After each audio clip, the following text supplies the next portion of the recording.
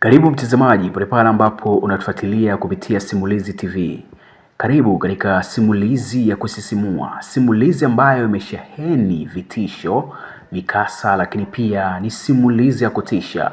Simulizi inakwenda kwa jina la Nyoka wa Ajabu Kijijini Kwetu. Hii ni kipande cha kwanza. Katika kijiji cha Miongo ambacho kinapatikana katika mkoa wa Tanga, ambacho kilipata kubahatika kuwa na jamii fulani ambayo ilikuwa ni kabila la Wasambaa. Jamii hii ilipenda kukaa katika maeneo ambayo yapo maporini. Ni maeneo ambayo yamezungurukwa na miti lakini pia na misitu minene. Jamii hii ilipata kuishi kijamaa, lakini pia ilipata kuishi kama familia. Yaani ilikuwa na ile system ya kusaidiana katika shida lakini pia katika raha. Jamii hii iliishi katika kijiji hichi cha Miongo kwa takribani muongo mmoja. Katika kijiji hichi hawakupata mabalaa ambayo yangeweza kuwakatisha tamaa kuishi katika kijiji hicho. Ni kijiji ambacho kilipata kuneemeka katika upande wa mavuno, lakini ni kijiji ambacho kilipata kuneemeka kwa kuwa na ardhi yenye rutuba na kufanikisha jamii hapa kuishi katika ile system ya kilimo. Lakini pia kijiji hichi kilipata kuzungurukwa na wanyama ambao ni kitoweo kwa binadamu, na maanisha swala, sungura, digidigi na wanyama mbalimbali ambao ni kitoweo kwa wanadamu. Lakini kijiji hichi kilipata kuwa na wanyama wakali, mfano wa simba, chui na wanyama wengine ambao walikuwa ni wakali. Lakini kijiji hichi kilifanikiwa kuwaendo wanyama hao wakali, na taarifa za kuzurika kwa wanakijiji zimekuwa ni ngumu kutokana na wanyama hawa walikuwa kiwaendo katika upande wa kiasili. Tunafahamu wanyama wengi wanaogopa vitu vyenye viashiria vya moto. Ifikapo usiku na hata mchana walikuwa na kawaida kuwasha moto ili tu kuwatisha wale wanyama kali wasisogelee eneo ambalo lina moto. Hii ilikuwa ni moja ya dhana ya kiasili ambayo aliitumia kwa ajili ya kujikinga na wanyama wakali ambao nimekwisha kutajia.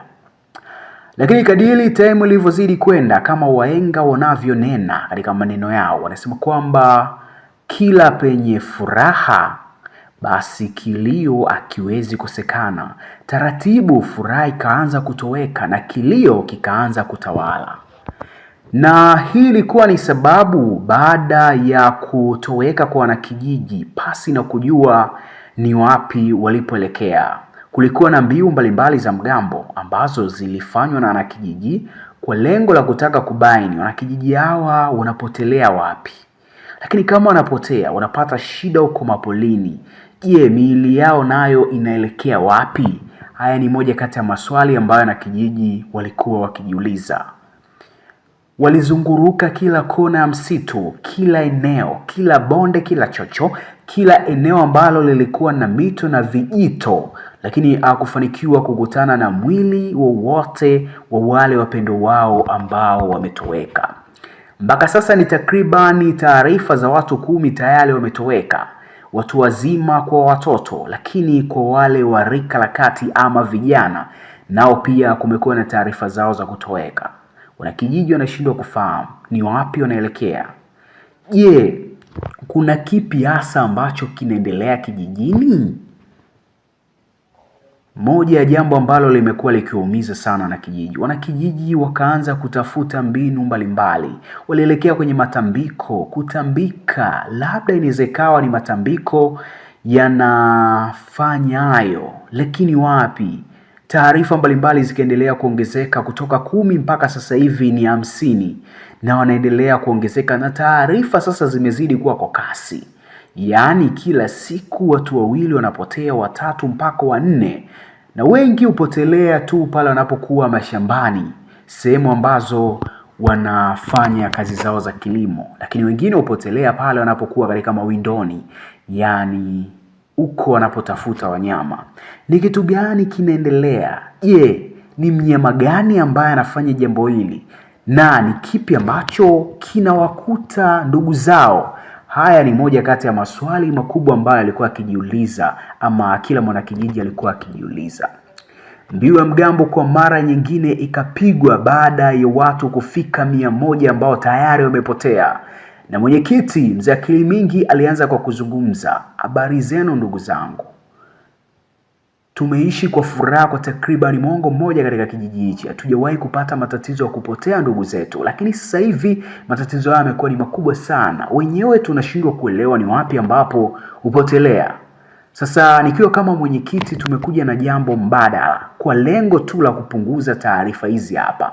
Wengi tumefuatilia upotea wanapokuwa mashambani, na wengine wanapokwenda kuwinda basi upotelea huko hawarudi kabisa. Inaonekana eneo la msitu kuna shida.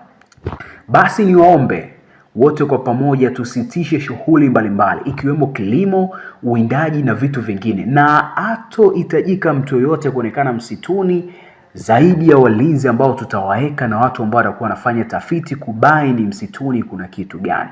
Asanteni, nimemaliza. Na ili ni amri sio ombi. Hatuzohitaji kumuona mtu yoyote msituni. Kwa yeyote tutokee muona hatua kali za kisheria katika kijiji chetu tutazichukua, kwa sababu wamekiuka amri kutoka kwa mwenyekiti. Basi kwa kuzungumza hayo, ninaruhusu mtawanyiko na hakutakuwa na maswali kutokana na jambo hili hapa, kwa sababu ili jambo limekuwa ni kubwa katika kijiji chetu. Basi wanakijiji walitawanyika huku wakiinamisha vichwa chini. Je, wanakwenda kuanza maisha mapya bila ya kilimo? Maisha yao yatakuwaje? Bala njaa silitawakaribia. Lakini pia walikuwa na maswali, ni kipi ambacho kilikuwa kikiwasibu ndugu zao wanapokuwa mawindoni? Hayo pia ni moja kati ya mambo ambayo walikuwa akijiuliza sana na walishindwa kupata majibu. What next? Wataishije? Hilo ni moja kati ya swali ambalo walikuwa akijiuliza mmoja badala mwingine. Bana, hii ni episodi ya kwanza kupitia simulizi ya kusisimua ya nyoka wa ajabu kijijini. Usikose maendeleo ya simulizi nyingine, lakini pia usiache kusubscribe kupitia Matukio TV kupitia YouTube ili uwe wa kwanza kupata matukio mbalimbali ambayo tutakuwa tukikusogezea. Lakini pia usikose kufuatilia episodi namba 2 kujua ni kipi ambacho kilikuwa kikiwasibu wanakijiji katika kijiji hichi. Mengi yatakwenda kujitokeza na tutakwenda kufahamu kinaga ubaga wanakijiji wanakumbwa na nini wanapokuwa katika shughuli zao kwa mashambani. Ni kitu gani? Mimi sifahamu, lakini tutakwenda kufahamu mbeleni kupitia simulizi hapa ni kipi ambacho kinawakumba wanakijiji. Mimi naitwa Bizman, lakini pia ni mwandishi wa simulizi hapa kali ya kusisimua. Ni kuahidi tu ukiendelea kuwa katika channel hii hapa utapata simulizi kabambe zenye kusisimua. Endelea kuwa na sisi.